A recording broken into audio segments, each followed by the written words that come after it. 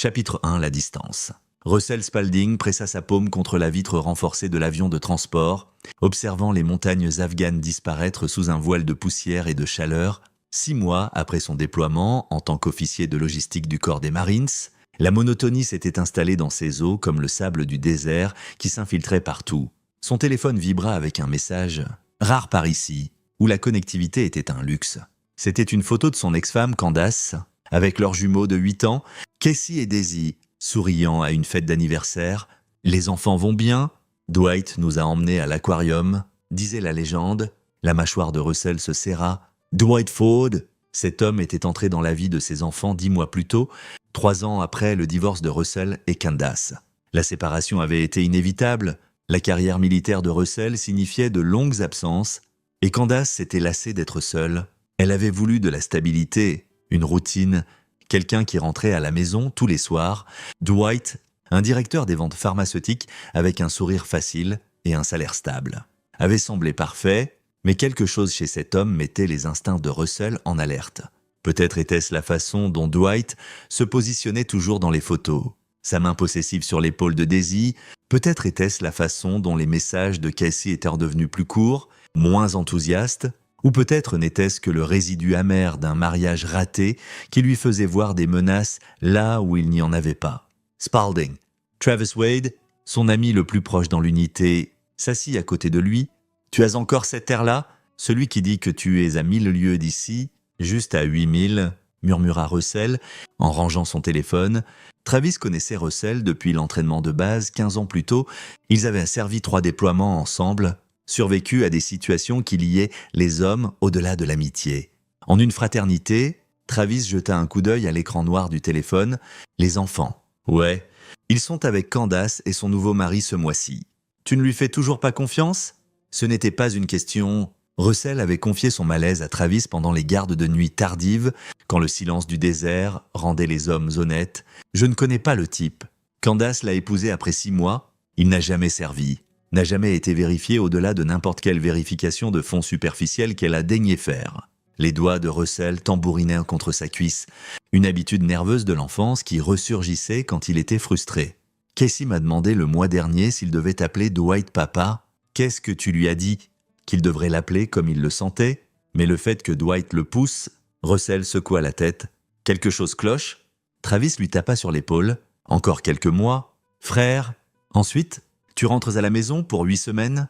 Largement le temps d'évaluer la situation. Russell hocha la tête, mais le malaise persistait comme une ombre qu'il ne pouvait pas chasser. Chapitre 2. L'appel. L'appel téléphonique arriva à 04h00. 3 semaines plus tard, Russell avait été en train de rêver, ce qui était rare, d'enseigner à Casey à lancer un ballon de football dans leur ancien jardin avant le divorce. La sonnerie stridente brisa le souvenir en fragments. « Capitaine Spalding ». Il répondit sans se réveiller complètement, une compétence apprise au fil des années de service militaire. « Russell. C'est Jérôme Hamilton. » La voix du détective était grave, soigneusement modulée. Jérôme avait été au lycée avec Russell, avait assisté à leur mariage. « J'ai besoin que tu t'assoies ?» Russell était déjà debout, son corps inondé d'adrénaline. « Que s'est-il passé ? Mes enfants vont bien. Ils sont physiquement en sécurité. Mais il y a eu un incident. Casey a appelé le 911 hier soir. Le monde bascula. Russell agrippa le bord de son lit. Pourquoi ? Que s'est-il passé ? Jérôme prit une respiration mesurée. Dwight Ford s'est enfermé dans la chambre de Daisy hier après-midi.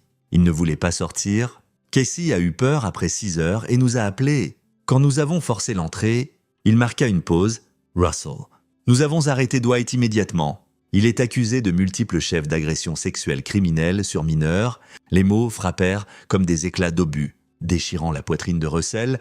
Sa vision se brouilla en rouge, puis en blanc, puis se stabilisa en une clarté froide et cristalline qu'il reconnaissait du combat. « Daisy !» parvint-il à dire. « Elle est au County General pour un examen. Casey est avec elle. Candace est à... Elle essaie là aussi. Mais Russell... » La voix de Jérôme se durcit avec un dégoût professionnel. Nous enquêtons sur sa négligence potentielle. Les voisins ont rapporté avoir entendu Daisy pleurer plusieurs fois au cours du mois dernier. Candace prétend qu'elle ne savait pas, mais les preuves suggèrent le contraire.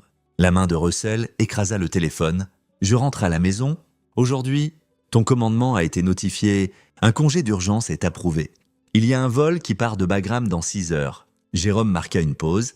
Russell.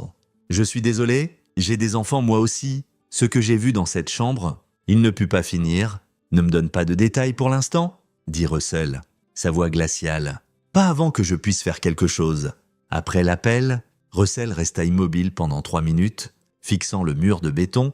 Travis le trouva là, déjà en train de paquer le matériel de Russell sans qu'on le lui demande. J'ai entendu, dit Travis calmement.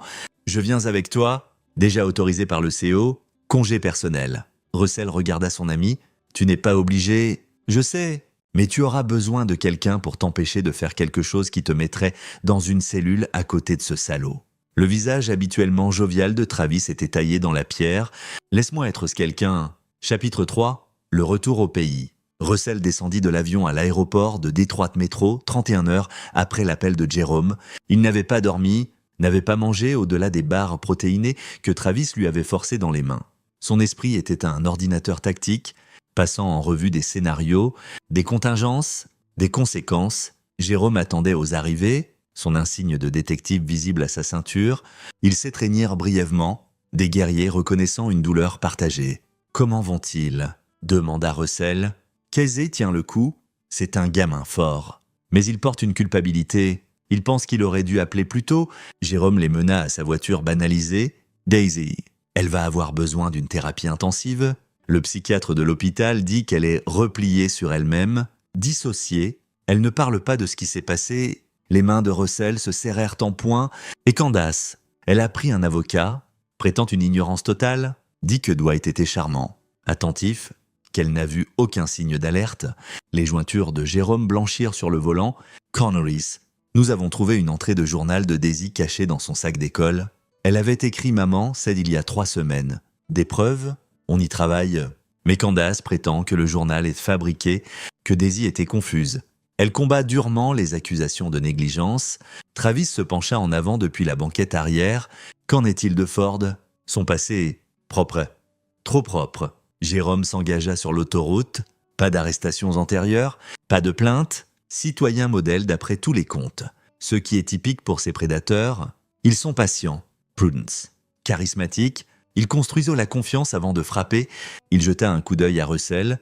Mais voici quelque chose d'intéressant. J'ai examiné ses finances. Il y a 3 mois, il a commencé à transférer de l'argent sur un compte offshore. 37 000 € jusqu'à présent. L'esprit tactique de Russell s'activa. Il prévoyait de fuir. C'est ma théorie. Je pense que l'appel au 911 de Casey a perturbé un calendrier. Nous avons trouvé 2 fausses identités dans la voiture de Ford. Toutes 2 avec la photo de Daisy. L'implication explosa dans le crâne de Russell. Ford n'avait pas seulement abusé de sa fille. Il prévoyait de disparaître avec elle. Ils roulèrent jusqu'au County General dans un silence épais de rage. Dans l'aile pédiatrique, une infirmière les mena à une chambre privée où Casey était assis à côté du lit de sa sœur, tenant sa main. Daisy dormait, son petit visage marqué par l'épuisement. Les yeux de Casey, les yeux de Russell, vifs et observateurs, rencontrèrent ceux de son père. Le garçon se leva, marcha dans les bras de Russell et seulement alors commença à pleurer. « Je suis désolé, papa », sanglota Casey. « J'aurais dû appeler plus tôt. Je pensais peut-être qu'il l'aidait juste avec ses devoirs. » Mais elle n'arrêtait pas de pleurer. Et j'ai entendu... Il ne put continuer. Russell serra son fils, mémorisant chaque tremblement. Chaque larme, cette douleur deviendrait du carburant. « Tu as fait exactement ce qu'il fallait, » murmura Russell farouchement. « Tu as protégé ta sœur ? Tu es un héros ?» Casey. « Tu comprends ? Un héros ?» Casey hocha la tête contre la poitrine de son père. « Est-ce que Daisy ira bien ?» Russell regarda sa fille. « Si petite dans le lit d'hôpital ? » « Oui, parce que nous allons nous en assurer. » Plus tard, quand les 2 enfants étaient endormis, Russell se tint dans le couloir de l'hôpital avec Travis et Jérôme. « Où est Ford maintenant ?» demanda Russell. « En détention au comté ? L'audience de mise en accusation est demain. Sa caution sera fixée haut. Mais il a des ressources. Il y a une chance qu'il la paie. » Russell compléta. Le vieux Russell aurait explosé, aurait pris d'assaut la prison, mais 6 déploiements au combat lui avaient appris la patience. La stratégie, l'art de la violence contrôlée. Jérôme étudia son ami. « Russell, quoi que tu penses ? » « Je pense, interrompit Russell doucement, que j'ai besoin de comprendre exactement qui est Dwight Ford. Son histoire, ses schémas, ses faiblesses. » Il se tourna vers Travis. « Nous avons 4 jours avant l'audience. C'est assez de temps pour une reconnaissance. » Travis hocha la tête lentement. Quel est l'objectif de la mission? Le sourire de Russell était plus froid que les nuits d'hiver afghanes. Victoire totale. Ford détruit, de toutes les façons possibles, et Candace tenu responsable de sa négligence. Il regarda Jérôme, dans les limites légales où possible, et où ce n'est pas possible. Jérôme demanda, bien que son ton suggère qu'il savait déjà, « Alors j'accepterai les conséquences ?» La voix de Russell était plate, finale et « Mais mes enfants sauront que justice a été rendue. » Chapitre 4, sous la surface. Russell loua un petit appartement à 3 pâtés de maison de l'hôpital. Son congé était indéfini. Les Marines se comprenaient que certaines batailles nécessitaient des uniformes différents. Travis établit une sorte de centre de commandement, ordinateur portable, connexion sécurisée, liste de contacts de leur réseau partagé d'anciens combattants qui s'étaient reconvertis dans divers domaines civils. Grant Crosby m'a rappelé, dit Travis le 2e matin, en terminant une conversation téléphonique. Il est détective privé maintenant, basé à Cleveland. Il dit qu'il peut être ici à midi. Grant avait servi avec eux 7 ans plus tôt, intelligent, analytique, le genre de soldat qui voyait des schémas que les autres manquaient. Maintenant, il se spécialisait dans l'informatique légale et les enquêtes de fond. Quand Grant arriva, il étala un dossier sur la table de cuisine de Russell. Dwight Ford, né à Toledo en 1982, parents décédés. Accident de voiture quand il avait 20 ans, pas de frères et sœurs. Diplôme en commerce de l'Ohio State. Crédit propre, casier propre. Mais voici où ça devient intéressant. Il sortit une chronologie. Ford a déménagé 11 fois en 15 ans. Chaque fois, il vivait près d'écoles primaires ou de parcs. Chaque fois, il restait environ 18 mois avant de déménager. Le sang de Russell se glaça. Prédateur en série. C'est mon évaluation, mais il a été incroyablement prudent.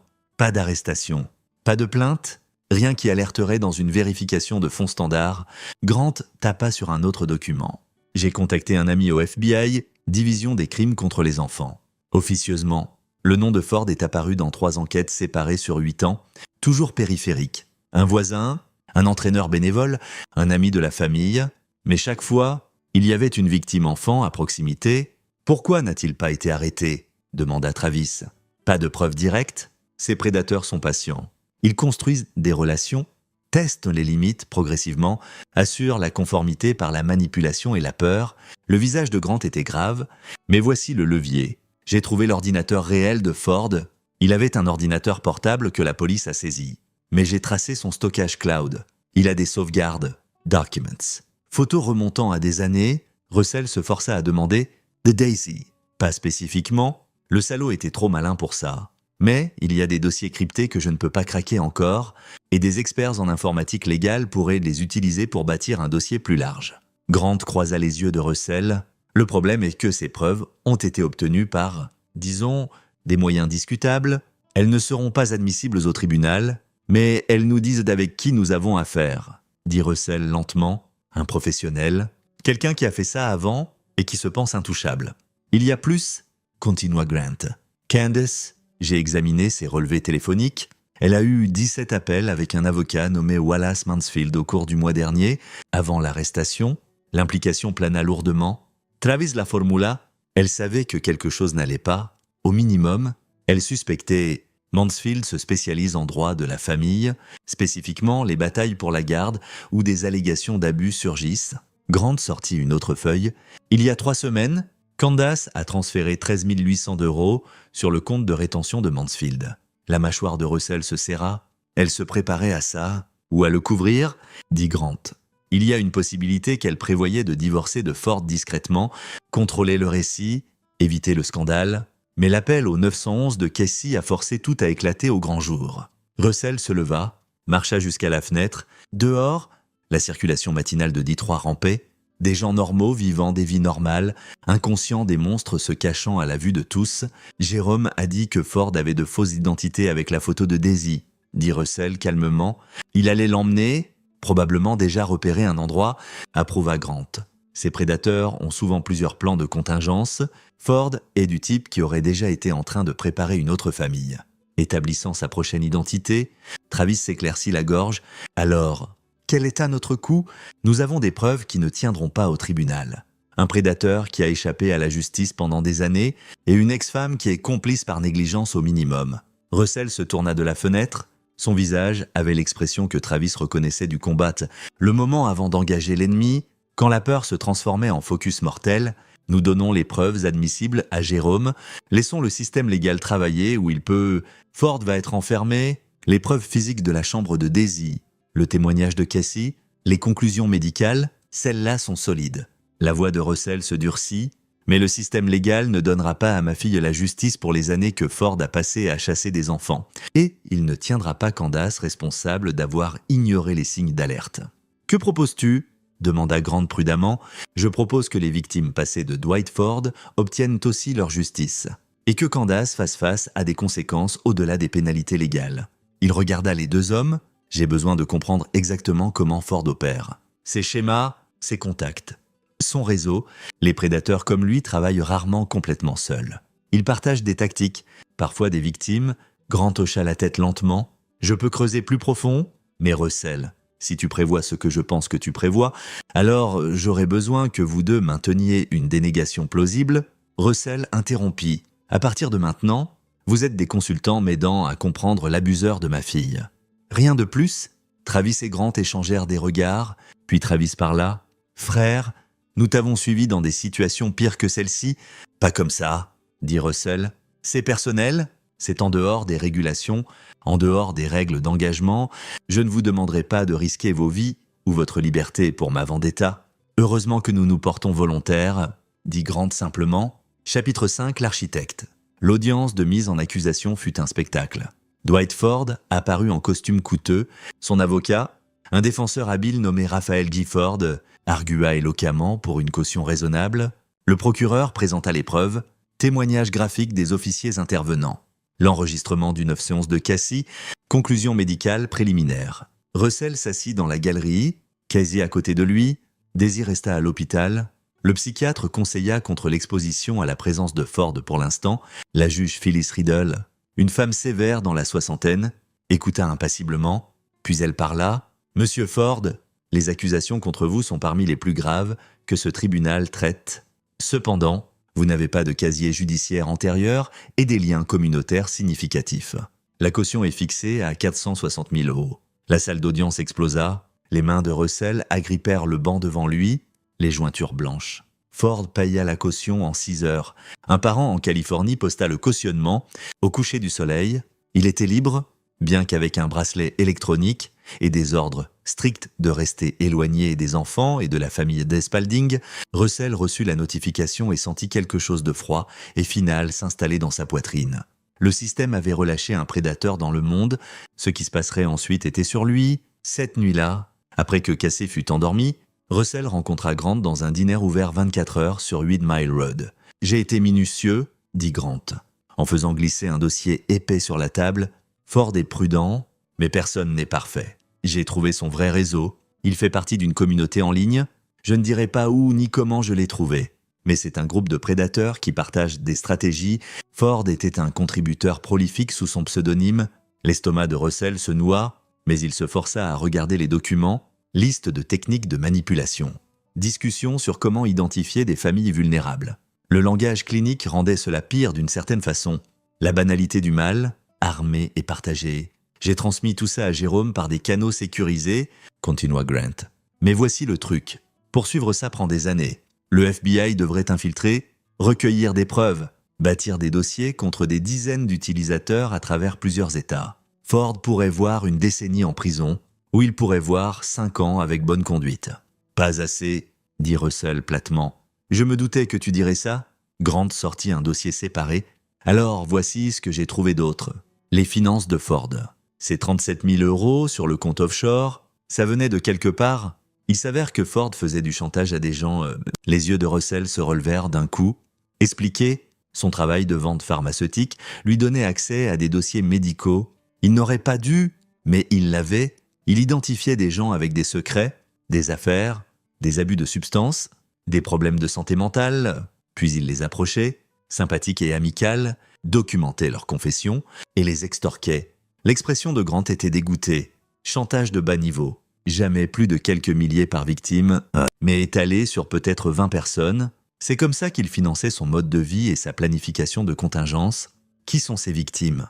demanda Russell. des gens locaux, propriétaires d'entreprises, politiciens, un médecin, un pasteur. Grant fit glisser une liste. Ce sont des gens avec des réputations à protéger, de l'argent à perdre, des familles qui seraient détruites si certaines vérités sortaient. Russell étudia les noms, son esprit passant en revue les possibilités. Quelqu'un l'a-t-il signalé? Non, c'est le génie de la chose. La honte et la peur les gardent silencieux. Mais maintenant que Ford est arrêté pour abus sur enfant, son levier est parti. Ces gens parleraient s'ils savaient qu'ils ne seraient pas exposés eux-mêmes. Une idée cristallisa dans l'esprit de Russell. Et si les victimes de Ford devenaient l'instrument de sa destruction? Grant s'adossa, comprenant. « Tu veux les retourner contre lui? Je veux qu'ils aient justice aussi. Ford a ruiné des vies au-delà de celles de ma fille. Ces gens méritent leur livre de chair. » Le sourire de Russell était prédateur. Et si, dans le processus de l'obtenir, ils assurent que la punition de Ford s'étend au-delà de la prison, eh bien, c'est juste du karma. C'est dangereux, avertit Grant. Tu parles de manipuler des victimes pour qu'elles deviennent des instruments de vengeance. Je parle de leur donner la vérité et des options, corrigea Russell. Ce qu'ils en font est leur choix. Grant considéra cela. Finalement, il hocha la tête. Je peux établir le contact, anonymement, par des intermédiaires, planter les graines. Il marqua une pause. Et pour Candace, l'expression de Russell s'assombrit. J'ai pensé à elle. Elle n'est pas comme Ford. Elle n'est pas une prédatrice. Mais elle a choisi le confort plutôt que la sécurité de sa fille. Elle a ignoré les signes parce que les reconnaître aurait perturbé sa nouvelle vie parfaite. Les accusations de négligence pourraient coller, offrit Grant. Elle pourrait, mais même si condamnée, elle aura du sursis. Peut-être 1 an, puis elle reconstruira, jouera la victime. Prétendra que Ford l'a manipulée aussi. Russell secoua la tête.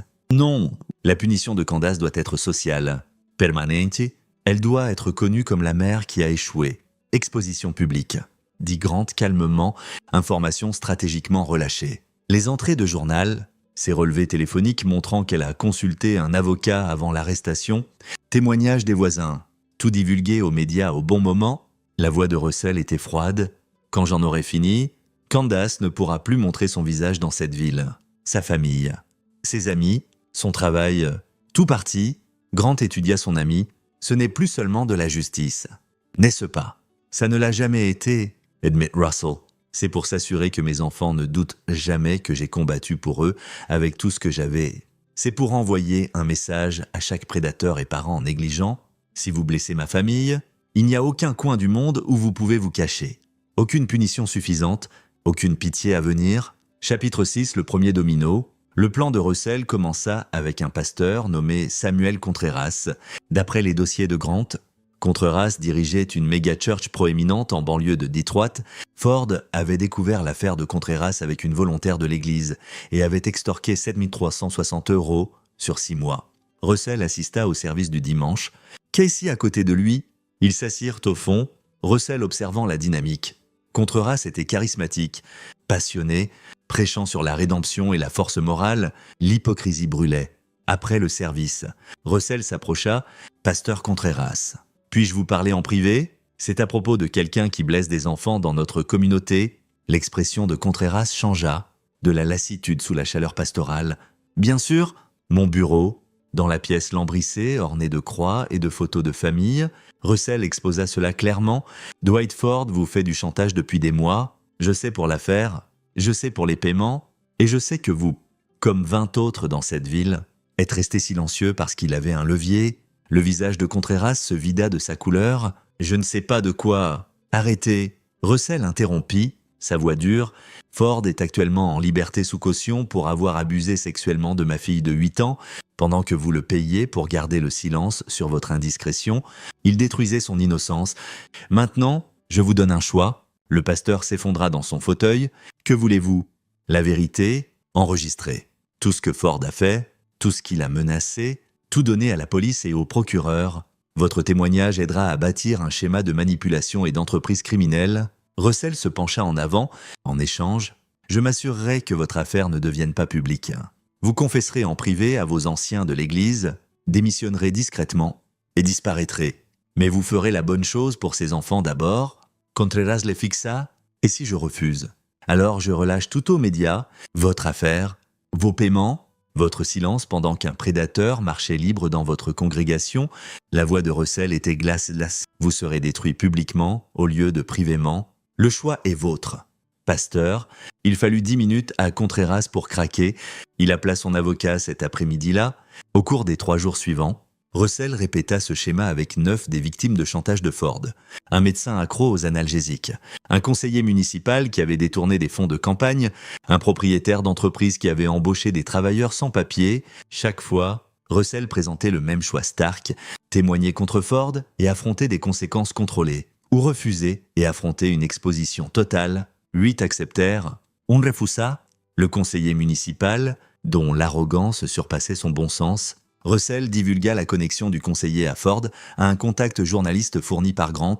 L'histoire explosa. Politicien local a payé un prédateur d'enfants pour le silence. En 48 heures, le conseiller démissionna en disgrâce. Sa carrière politique oblitérée, le message aux victimes restantes était clair. Russell Spalding tenait ses promesses. Positive et négative de... Jérôme appela le 4e jour, sa voix tendue avec une retenue professionnelle. « Je ne sais pas ce que tu as fait, Russell. Mais mon bureau a été inondé de témoins contre Ford. Les gens viennent volontairement, fournissent des preuves de chantage, d'extorsion, un schéma de comportement prédateur. Le DA bâtit un dossier qui le mettra à l'écart pour des décennies maintenant. C'est une bonne nouvelle, dit Russell neutrement. Ça laisse, mais Russell. Jérôme marqua une pause. Certains de ces gens ont peur, pas seulement de Ford, mais de quelque chose d'autre. Quelqu'un les a atteints, quelqu'un les a motivés au-delà du devoir civique. Alors ce quelqu'un t'a rendu service, répondit Russell. Sois prudent, je ne peux pas te protéger si tu franchis certaines lignes. Je n'ai pas besoin de protection.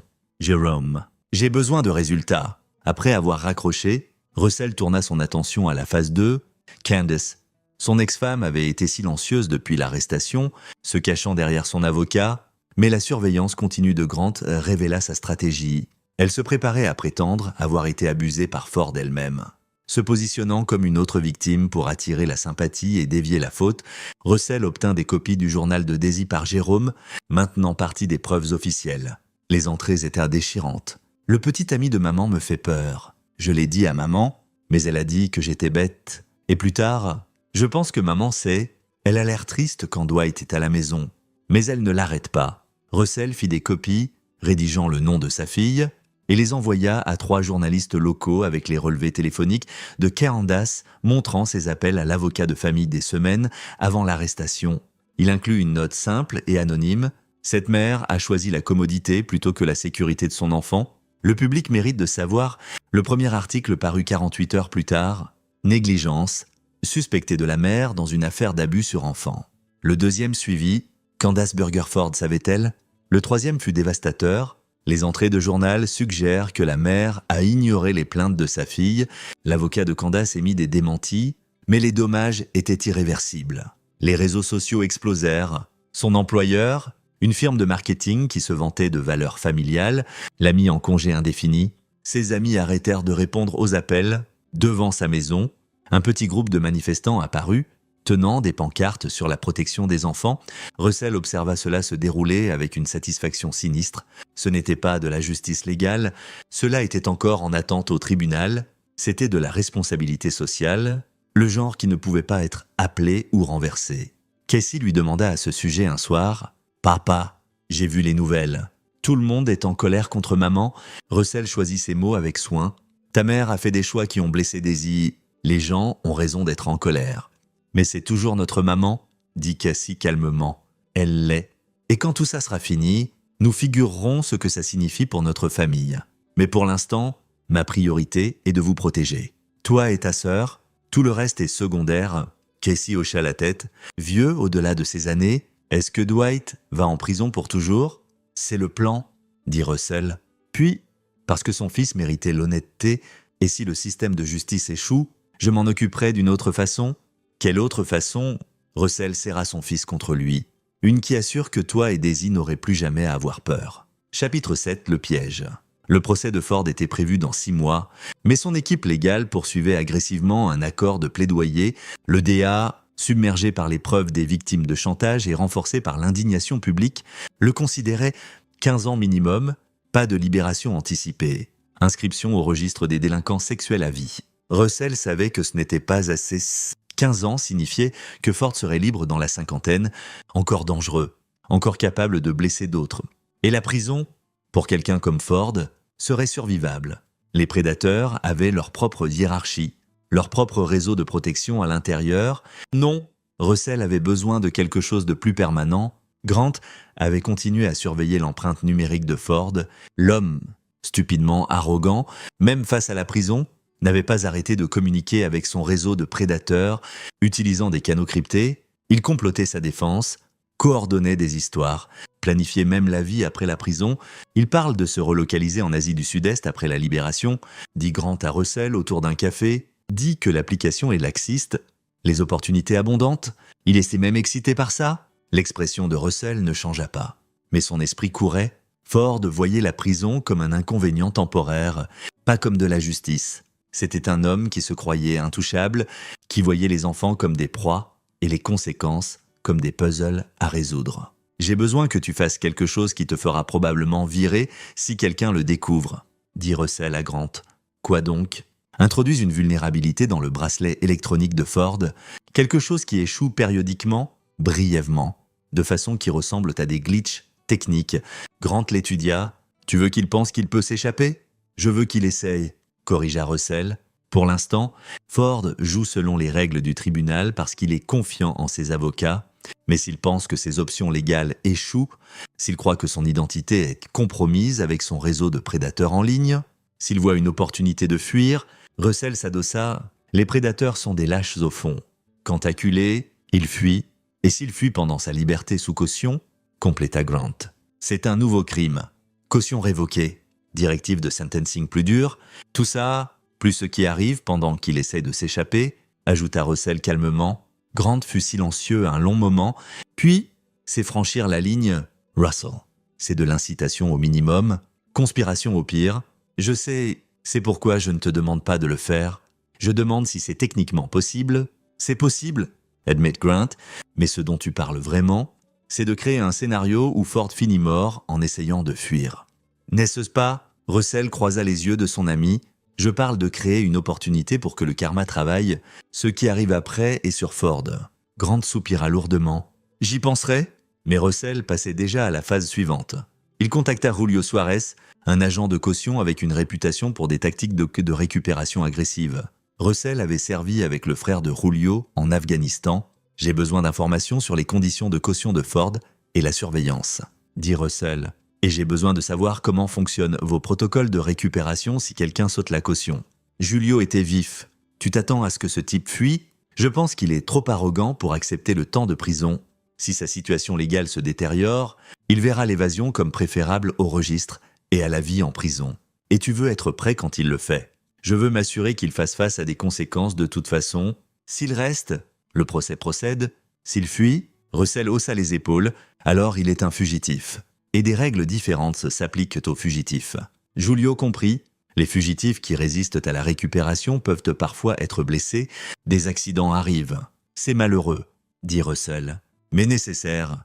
Au cours des 2 semaines suivantes, Russell orchestra la détérioration psychologique de Ford. D'abord, Grant s'assura que les communications cryptées de Ford étaient compromises, non par les forces de l'ordre, mais par des prédateurs rivaux dans son réseau qui croyaient que Ford coopérait avec les autorités. Soudain, Ford recevait des menaces de gens qu'il considérait comme des alliés. Deuxièmement, Russell fit divulguer les témoignages des victimes de chantage incrémentalement à l'équipe de défense de Ford, montrant les preuves accablantes aux s'accumulant contre lui. L'accord de 15 ans commença à ressembler moins à de la miséricorde et plus à une inévitable. Troisièmement, Russell arrangea pour que Ford apprenne, par une rencontre fortuite soigneusement orchestrée avec un ancien détenu dans un café. Ce qui arrivait aux prédateurs d'enfants en prison, les histoires d'horreur étaient détaillées, graphiques et entièrement vraies. Ford commença à se défaire, son avocat le remarqua, Jérôme le remarqua, Russell. Observant de loin, vit un homme approchant son point de rupture. Le bracelet électronique glitcha pour la première fois un mardi, 3 minutes de signal mort. Puis de retour en ligne, Ford le remarqua. 2 jours plus tard, un autre glitch, 5 minutes. Ford le rechercha, trouva les vulnérabilités techniques que Grant avait planté des informations en ligne. Russell attendit. Les prédateurs étaient des chasseurs patients. mais des proies impulsives. Chapitre 8. La confrontation. Ford fuit un jeudi soir, exactement 3 jours avant une audience préliminaire critique qui aurait formalisé l'accord de plaidoyer de 15 ans. Le bracelet électronique montra qu'il quittait sa résidence surveillée à 2h47. Le signal mourant exactement 7 minutes plus tard près du corridor de l'autoroute Détroit-Toledo. L'équipe de Julio fut activée immédiatement. Jérôme lança un avis de recherche. La chasse à l'homme commença, mais Russell était déjà en avance sur eux.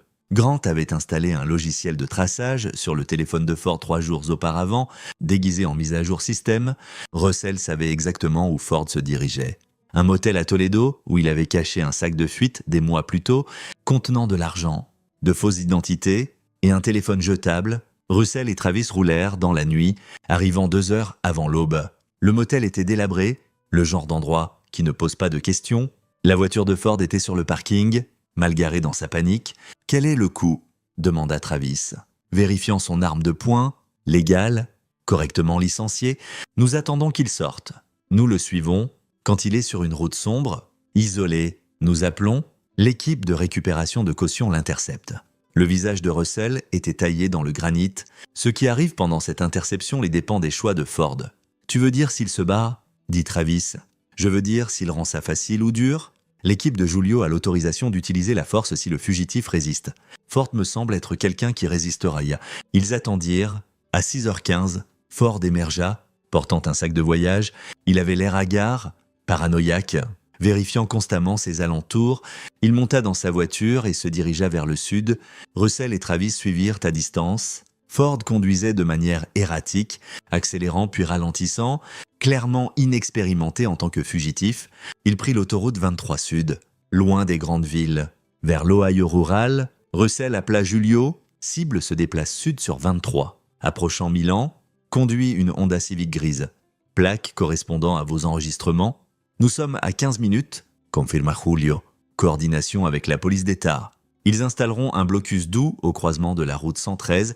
Le piège se referma magnifiquement. Ford approcha le croisement pour trouver 2 voitures de police d'État garées en travers des voies, lumière clignotante. Il paniqua, tentant un demi-tour. Le véhicule de récupération de Julio le bloqua par derrière. Russell et Travis observèrent d'un quart de mile en arrière. À travers des jumelles, ils virent Ford sortir de sa voiture, main levée, puis, stupidement, désespérément, il mit la main dans sa veste. Ce n'était pas une arme. La revue ultérieure des possessions de Ford par Grant montra que c'était son téléphone jetable. Mais dans la lumière de l'aube, avec des agents de récupération de caution nerveux et des troopers d'État observant un prédateur d'enfants en fuite. Ça ressemblait à une arme. 3 personnes crièrent des ordres. Ford se figea, puis commit l'erreur fatale de tout animal acculé. Il chargea, pas vers les officiers, vers la ligne des arbres. Tentant de fuir à pied, l'équipe de Julio le poursuivit. Dans les bois, il y eut une confrontation, les comptes variaient. Julio prétendit que Ford attaqua un de ses agents avec une branche. La police d'État rapporta des sons de lutte. Travis et Russell, arrivant minutes plus tard, trouvèrent Ford au sol, inconscient, du sang coulant d'une blessure à la tête. Il a résisté violemment, dit Julio, sa respiration lourde, a essayé de prendre l'arme de Jenkins. Nous avons dû le soumettre. Les secouristes arrivèrent. Ford était vivant, mais gravement blessé. Fracture du crâne, côte cassée, saignement interne. Il fut transporté d'urgence à l'hôpital de Toledo sous garde armée. Russell observa l'ambulance disparaître, ne ressentant rien, pas de satisfaction, pas de regret, juste une complétion froide. Survivra-t-il ? Demanda Travis calmement. Probablement, dit Russell, mais il ne sera plus jamais le même. Des blessures traumatiques au cerveau comme ça ? Elles changent les gens, les rendent vulnérables, confus, dépendants. Travis comprit. La prison va être beaucoup plus dure pour lui maintenant. Oui, elle le sera. Chapitre 9, la résolution. Ford survécut, mais fut diminué de manière permanente. La blessure à la tête le laissa avec des déficits cognitifs, des problèmes de mémoire et une douleur chronique. Ses avocats essayèrent d'arguer qu'il était maintenant inapte au procès, mais la juge disagréa. La poursuite avança, et avec la tentative d'évasion de Ford, ajoutant des années à la sentence potentielle, sa défense s'effondra. Le procès dura 3 semaines. Casey témoigna. Fort, clair, dévastateur dans son honnêteté, désigne pas à le faire. Ses dossiers médicaux et entrées de journal furent admis comme preuve. Les victimes de chantage témoignèrent. Un schéma émergea d'un homme qui avait passé des décennies à perfectionner un comportement prédateur. Le jury délibéra pendant 4 heures. Coupable sur tous les chefs, la sentence vint un mois plus tard. La juge Riddle regarda Ford, diminué, brisé, à peine reconnaissant où il était, et ne montra aucune pitié. « Monsieur Ford, vous êtes un prédateur du pire genre. Vous avez systématiquement exploité les vulnérables, détruit l'innocence, et montré aucun remords. Ce tribunal vous condamne à 45 ans en prison d'État, sentence consécutive. Aucune possibilité de libération conditionnelle. Vous serez inscrit au registre des délinquants sexuels à vie, en supposant que vous surviviez à votre incarcération. » Ford ne montra aucune réaction. Son avocat lui murmura, mais ses yeux étaient vides. Candace fit face à son propre reckoning. Les accusations de négligence résultèrent en une condamnation, 2 ans de sursis, 5 ans de probation, restriction permanente au contact non supervisé avec des mineurs, mais la destruction sociale que Russell avait conçue était plus permanente que les conséquences légales. Elle avait perdu son emploi, ses amis, sa réputation, sa famille lui parlait à peine. Russell combattit pour et gagna la garde complète des jumeaux.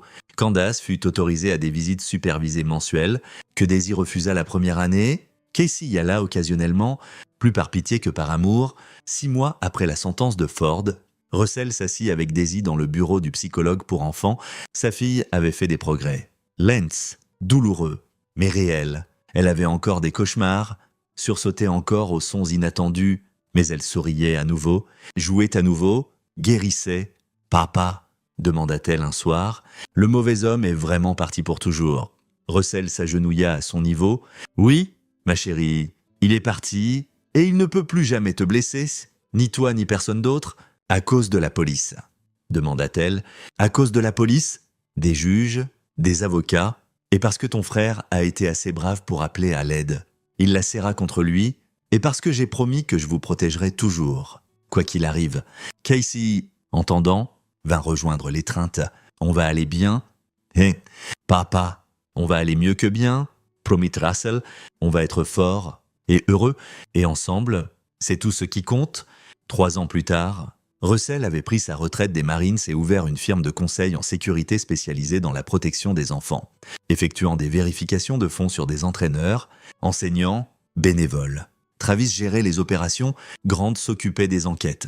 Ils avaient discrètement aidé les forces de l'ordre à identifier et arrêter 14 autres prédateurs, utilisant les réseaux et tactiques appris du cas de Ford.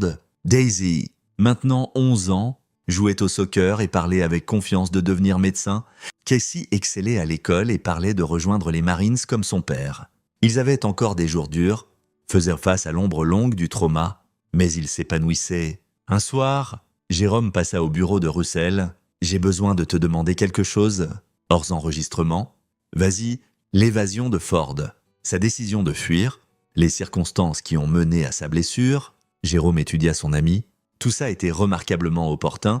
Russell croisa son regard fermement, opportun pour la justice. « Oui, Russell, as-tu... » « J'ai veillé à ce que mes enfants soient protégés et que leur abuseur fasse face à des conséquences, » interrompit Russell. « Tout le reste n'est que détail. » Jérôme considéra cela car, finalement, il hocha la tête. « Je peux vivre avec ça ?» Après son départ, Russell se tint à la fenêtre de son bureau, observant les lumières de la ville. Il pensa à la justice, le genre légal, le genre social, et le genre qui arrivait dans des bois sombres quand les prédateurs devenaient enfin des proies. Il avait franchi des lignes, manipulé des gens, orchestré des événements. Mais ses enfants étaient en sécurité, Ford était en cage, et le monde était marginalement plus sûr. Travis entra avec du café. « Ça va, frère ?»« Ouais, » dit Russell. « Ça va, mieux que bien. En fait, aucun regret. Sur la protection de mes enfants, pas un seul. » Ils restèrent ensemble en silence. 2 guerriers qui avaient combattu différents types de batailles, mais comprenaient la même vérité fondamentale. Certains ennemis ne méritent pas de pitié, ils méritent des conséquences. Et parfois, la justice requiert quelqu'un prêt à délivrer ses conséquences en dehors des contraintes du tribunal. Russell Spalding avait été ce quelqu'un, et il le referait sans hésitation. Parce que protéger l'innocence, surtout l'innocence de ses enfants, valait n'importe quel prix, n'importe quelle ligne franchie, n'importe quelle obscurité embrassée. C'était la promesse d'un père, et Russell Spalding tenait toujours ses promesses.